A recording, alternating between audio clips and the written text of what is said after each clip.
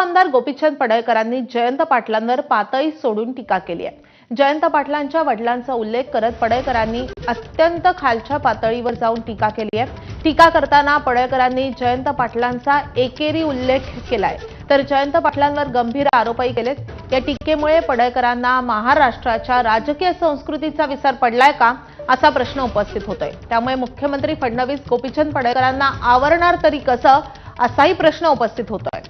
तर सुसंस्कृत भाजपला पडळकरांची ही भाषा मान्य आहे का, असा सवाल जितेंद्र आव्हाडांनी उपस्थित केलाय।